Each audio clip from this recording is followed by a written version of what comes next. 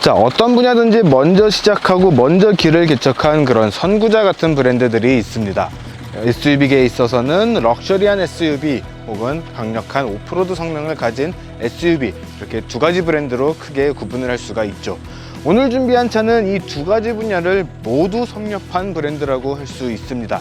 바로 랜드로버고, 그 랜드로버의 플래그십 SUV인 레인지로버입니다.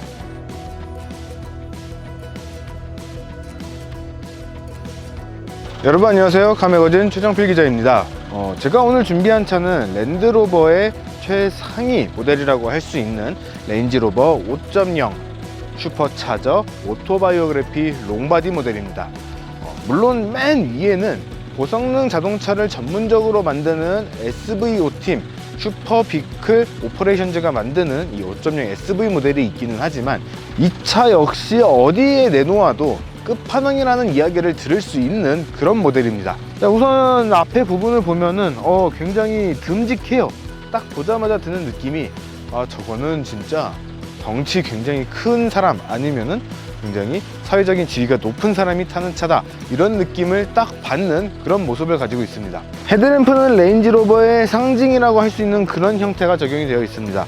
좌우로 이렇게 쭉 이어지면서 쭉 길게 내려오고 가운데 부분에 네모나게 들어가는 이 눈과 같은 모습, 이 주간 주행등 부분인데 이 부분은 레인지로버 라인업의 약간 상징과도 같은 그런 디자인 요소가 아닌가 생각이 되고요. 요 그릴 역시 약간 이 물결치는 듯한 이런 느낌이 들죠.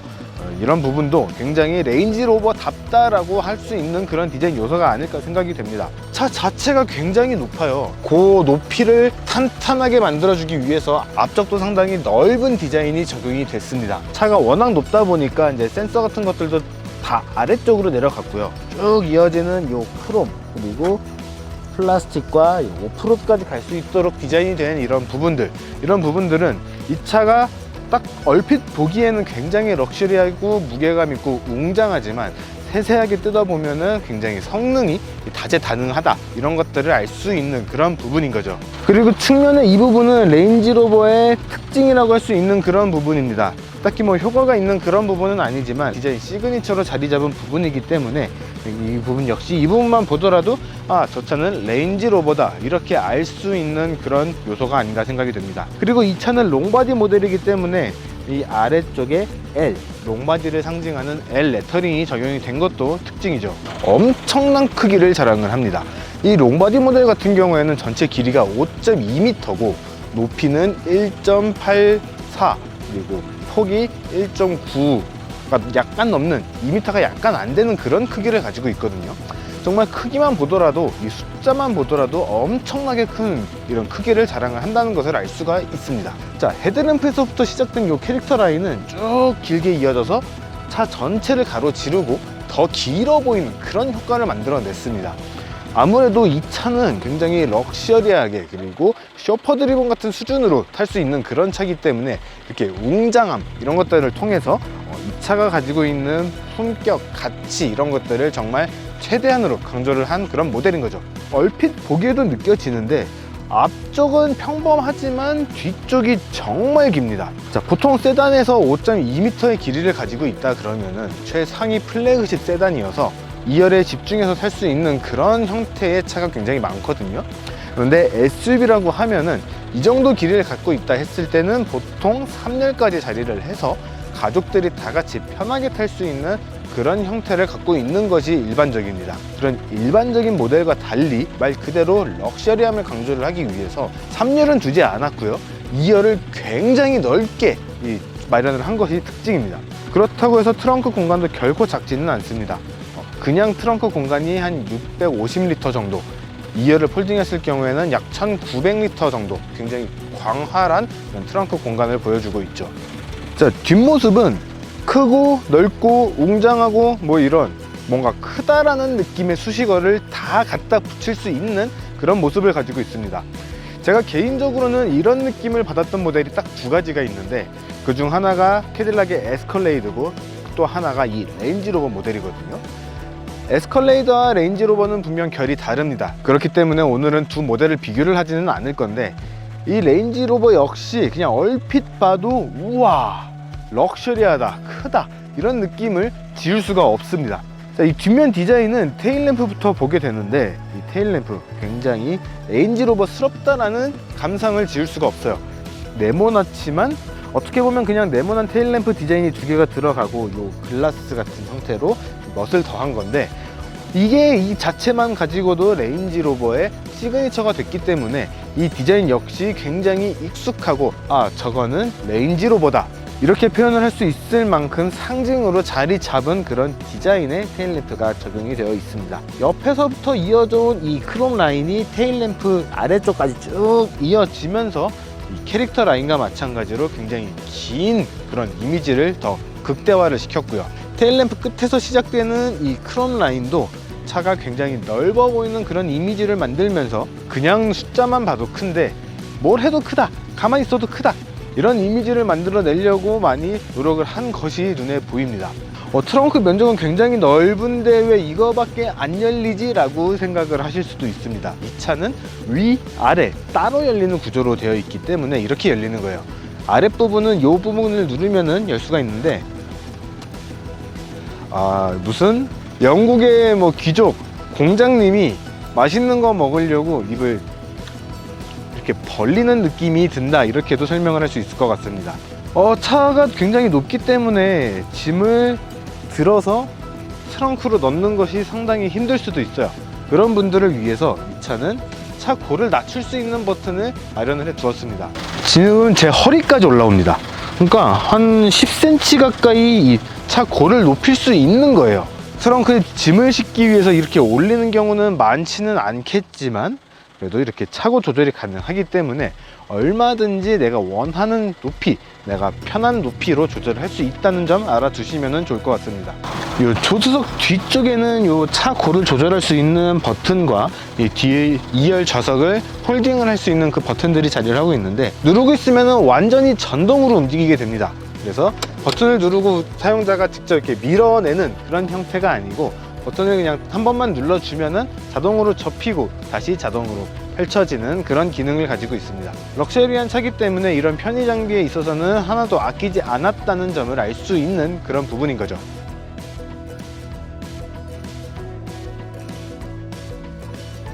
자, 차도 거대한데 엔진도 정말 거대합니다. 일단 5리터라고 하는 배기량 자체가 결코 작을 수가 없는 사이즈이긴 한데 이 차를 끌기 위한 이 엔진 역시 엄청나게 크게 들어간 것을 확인을 할 수가 있습니다. 근데 엔진룸을 살펴보면은 이 거대한 차에서 이 편안함, 정숙함, 오프로드의 성능까지 다 감당을 하기 위해서 서스펜션도 굉장히 큰 게 들어갔어요. 보통 엔진룸에서 서스펜션이 들어가는 부분을 다 볼 수는 있기는 한데 이렇게 대놓고 엔진 높이까지 위로 올라와 있는 경우는 많지는 않거든요. 그런데 이 레인지로버 같은 경우에는 이 위쪽까지 올라와 있는 이 거대한 엔진룸 서스펜션 부분을 확인을 할 수가 있습니다. 슈퍼차저가 적용이 됐기 때문에 엔진 크기에 비해서 더 성능을 높게 이렇게 발휘를 하는 것도 특징인데 5리터 엔진, 이것만 봐도 엄청난 성능인데 슈퍼차저까지 적용이 됐기 때문에 정말 무섭게 달려나가는 그런 차라고 설명을 할 수가 있는 거죠. 그리고 이 보닛도 굉장히 크게 들어간 것을 알 수가 있습니다. 보면은 이렇게 틈새가 조금씩 있는데 이 틈새가 그냥 있는 것은 아니고요. 이 차로 들어가는 공기, 그리고 공기 흐름 이런 것들을 좀 잘 흘러나갈 수 있게 그렇게 디자인을 했기 때문에 이 차의 성능을 고스란히 낼 수 있도록 해주는 그런 요소라고 할 수 있습니다. 자, 이번에는 실내를 한번 살펴보도록 하겠습니다. 뒷좌석이 조금 더 포커스가 맞춰져 있는 차이기는 하지만 이번에는 운전석부터 살펴보도록 할게요. 우선 보이는 거는 핸들인데 이 스티어링 휠인데 요 위쪽과 아래쪽에 나무 소재가 적용이 돼서 굉장히 고급스러운 이미지를 만든 것이 특징입니다. 이 나무 소재는 여기만 적용된 것은 아니고요. 요 에어컨 송풍구 위쪽이나 도어 트림에까지 적용이 돼서 굉장히 고급스러운 이미지를 만든 것이 특징입니다. 가죽 역시 굉장히 소재가 부드러워요. 그래서 굉장히 고급 가죽을 썼다 이런 점을 알 수가 있는 부분이고요. 이 디스플레이 같은 경우에는 설정을 통해서 각도를 이렇게 조절을 할 수도 있고요. 거의 90도에 가깝게 이렇게 디스플레이 각도를 조절을 할 수도 있는 것이 특징입니다. 사실 이 90도까지 올리면은 상당히 불편하기 때문에 요 디자인에 맞춰서 각도를 맞추는 것이 가장 보기는 편하지 않을까 생각이 됩니다. 그리고 이 아래쪽에 있는 디스플레이에서는 에어컨 공조기라든가 차의 드라이브 모드, 그리고 시트 포지션, 이런 것들을 모두 컨트롤 할 수가 있기 때문에 상당히 편리하게 구성이 되어 있는 점 역시 확인을 할 수가 있죠. 통풍 시트와 열선 시트도 모두 장착이 되어 있기 때문에 이 아래쪽 디스플레이를 이용을 해서 터치와 물리 요 버튼을 이용을 해서 조작을 할 수가 있습니다. 모든 기능이 다 터치로 들어간 것은 아니기 때문에 생각보다는 더 편리하게 쓸 수 있다, 이렇게 설명을 할 수 있을 것 같아요. 오프로드에도 상당히 특화가 되어 있는 모델이다 보니까 로우 트랙션 컨트롤, 주행 모드, 이런 것들이 다 적용이 되어 있어서 굉장히 용도에 따라서 잘 사용을 할 수가 있는 그런 구성으로 되어 있죠. 워낙 고가의 모델이기 때문에 성능은 충분하겠으나 굳이 이걸로 가고 싶지 않다, 이런 생각이 조금은 듭니다. 사실 이 정도 차를 살 수 있는 분이라면은 오프로드를 가기 위한 조금 저렴한 모델도 구매를 할 여력이 충분히 있다, 이렇게 생각이 되기 때문에 갈 수는 있지만 안 간다 이게 맞지 않을까 싶어요. 스티어링 휠의 버튼 같은 경우에는 이 터치와 물리 버튼이 절묘하게 조합되어 있습니다. 오른쪽에는 크루즈 컨트롤의 속도 그리고 차간 거리를 조절하는 기능이 적용이 되어 있고, 왼쪽에는 인포테인먼트, 멀티미디어와 관련된 기능을 사용을 할 수 있는 그런 버튼이 자리를 하고 있습니다. 뒷좌석과 마찬가지로 앞좌석에도 이 시트를 조절하는 기능이 도어에 부착이 되어 있어서 굉장히 편리하게 시트 포지션을 맞출 수가 있습니다. 차가 워낙 높아서 그런지 이제 윈도우 조절 버튼도 옆쪽에다가 배치를 한 것이 특징입니다. 이거는 이제 그동안의 레인지로버 라인업에서 꾸준하게 적용을 해왔던 그 위치고 그 기능인데, 실제로 이 차로 운전을 해보니까 왜 여기다가 놨는지 알 것 같아요. 수납 공간 같은 경우에는 이렇게 누르면은 굉장히 얇은 수납 공간, 영수증이나 카드 정도 넣을 수 있는 수납 공간을 확인을 할 수가 있고요. 버튼을 어떻게 누르냐에 따라서 조금 더 깊은 수납 공간을 사용을 할 수가 있는데, 이 수납 공간 역시 500ml 물통 한 3개, 4개, 3개 정도는 충분히 넣을 수 있겠다 싶은 그런 공간이 있습니다. 또 거기다가 냉장 버튼이 있기 때문에 굉장히 시원하게 보관을 할 수 있는 그런 것도 특징이라고 할 수 있습니다. 사실상 냉장고가 들어가 있는 셈인 거죠. 그리고 이제 조수석의 이 수납 공간 같은 경우에는 두 가지로 나누어져 있습니다. 오픈하는 버튼은 여기에 자리를 하고 있고요. 위쪽 버튼을 누르면은 위쪽 수납 공간을, 그리고 아래 버튼을 누르면은 아래를 열 수 있는 그런 구성으로 되어 있습니다. 자, 2열 좌석에 앉으면은 정말 쇼퍼 드리븐으로 이용을 해야겠다, 이런 생각을 잔뜩 들게 만드는 그런 요소들을 확인할 수가 있습니다. 우선 롱바디다 보니까 진짜 어지간한 리무진 모델만큼의 이 무릎 공간을 보여주는 것을 확인할 수가 있습니다. 제가 손을 쭉 펴면은 양손이 다 들어갈 정도, 이 정도의 무릎 공간 만들어주기 때문에 굉장히 넓은 그런 공간을 갖고 있다는 것을 확인을 할 수가 있죠. 그리고 이제 앞에 엔터테인먼트 미디어 이제 디스플레이가 장착이 됐는데, 기존에는 약 8인치 사이즈로 적용이 됐던 걸로 기억을 하거든요.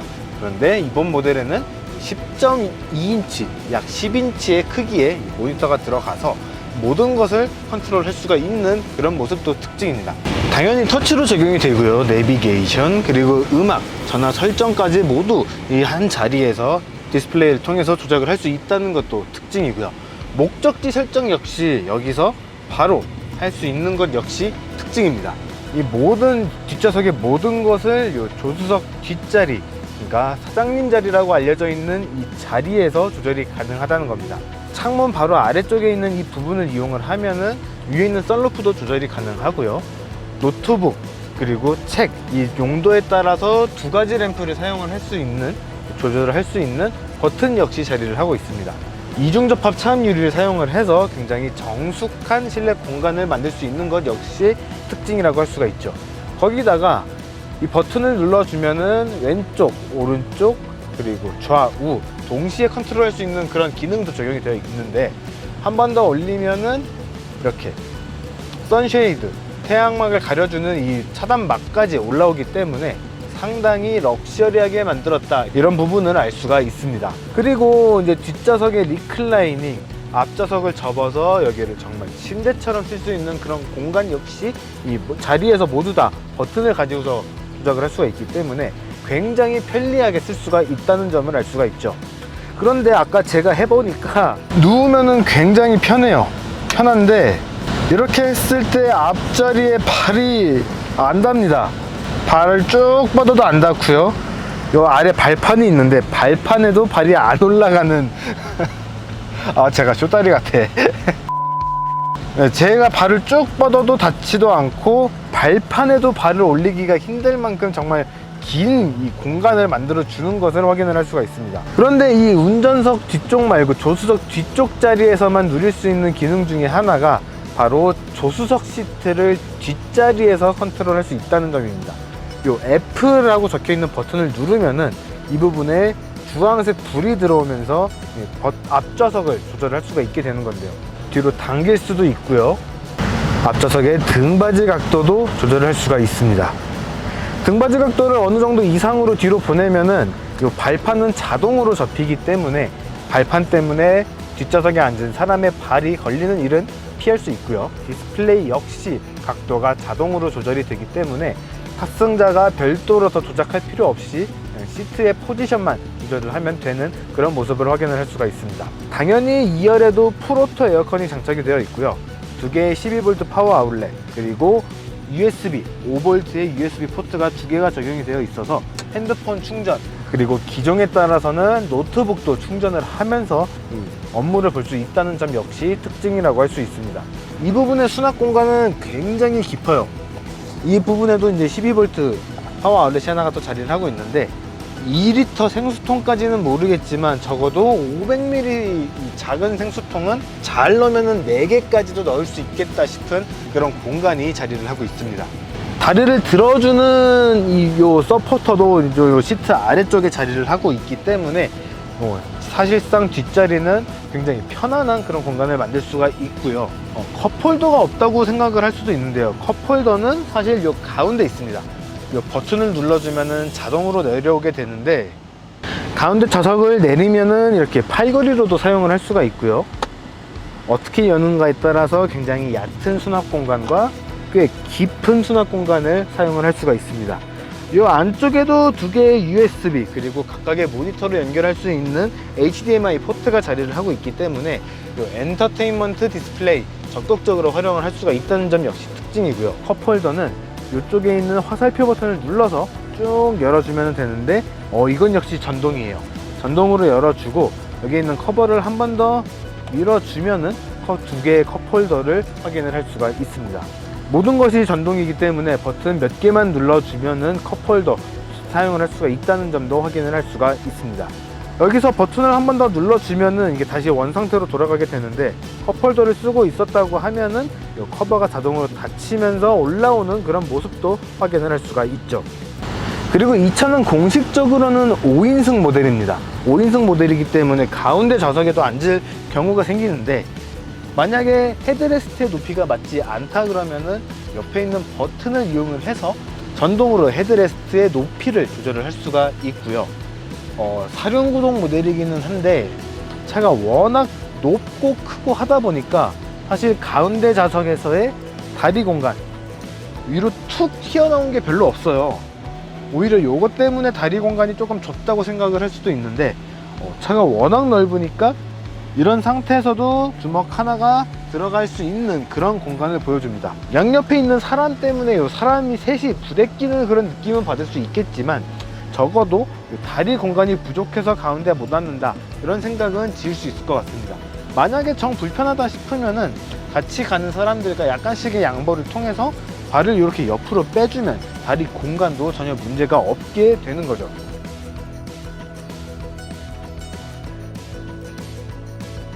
자, 이번에는 직접 운전을 해보도록 하겠습니다.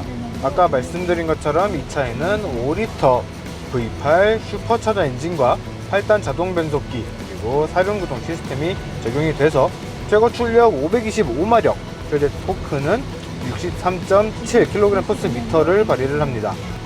일단은 차가 정말 거대해요.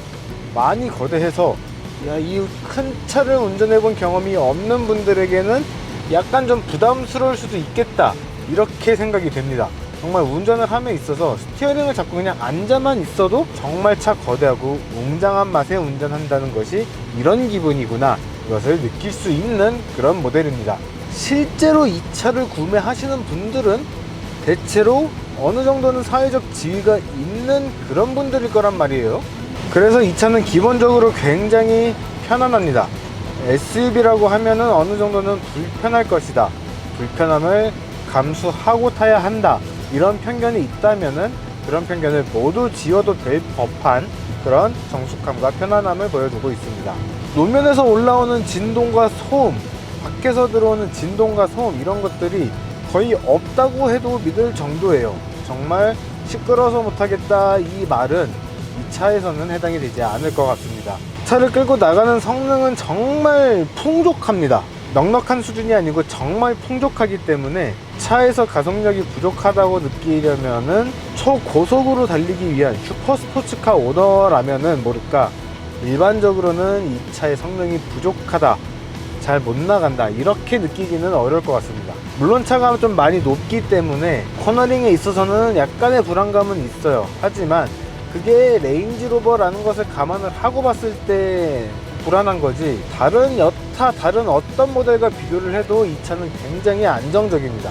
오프로드, 산, 물, 흙길, 이런 거는 물론이고 일반적인 도로에서도 이 차를 얌전하게 운전을 하면서 편안하지 않다, 정숙하지 않다, 이런 느낌을 받는다면은 그분은 롤스로이스로 가셔야 될 것 같습니다.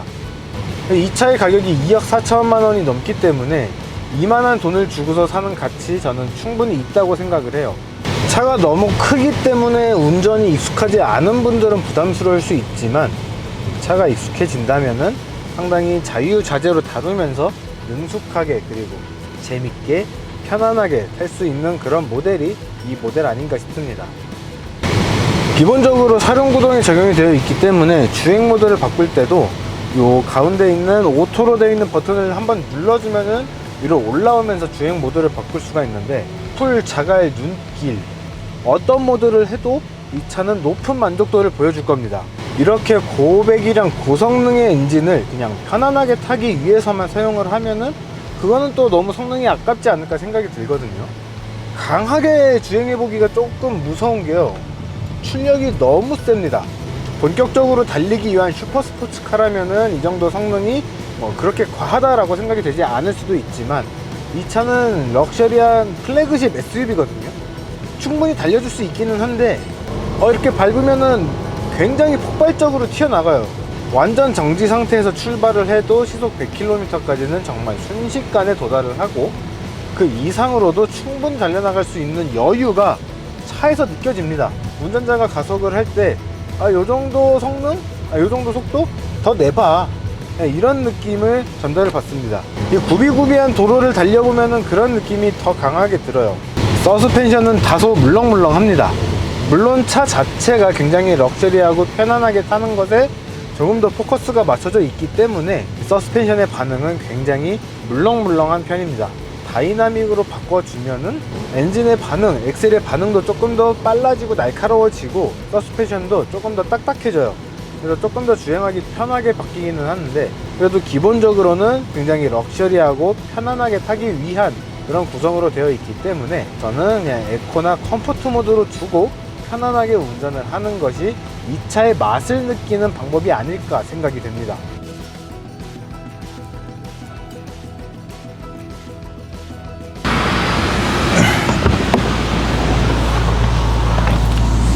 아이고, 차가 참 높네요.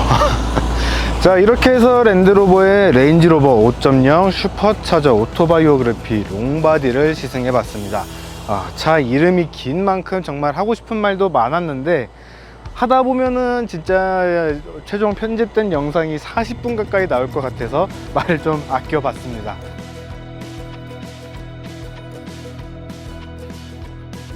사실 랜드로버라고 하는 이 브랜드의 이미지에 되게 많이 있는 오해 중에 하나가 고장이 잘 난다입니다. 실제 소유하고 있는 오너분들의 이야기를 들어보면은 실제로 고장난 것보다는 약간의 전자계통의 문제, 심각한 문제라기보다는 작은 오류만 있어도 띄워주는 그런 경고등 때문에 불편함이 있었다, 이렇게 이야기를 합니다.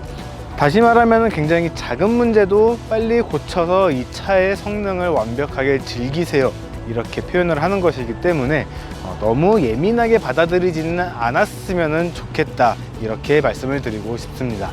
경쟁 모델이 없다고 보는 게 맞을 것 같습니다. 정말 다양한 SUV도 있고 럭셔리 SUV도 여러 종류가 있지만 이 레인지로버는 정말 특유의 이미지를 갖고 있기 때문에 이 이미지를 누리고 싶은 분들, 즐기고 싶은 분들, 만끽하고 싶은 분들이라면은 이 레인지로버는 절대 나쁜 선택지는 아닐 거라고 생각이 됩니다.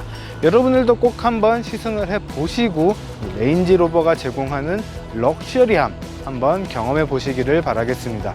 그러면 여기서 인사드리겠습니다. 지금까지 카메거진의 추정 필기자였습니다.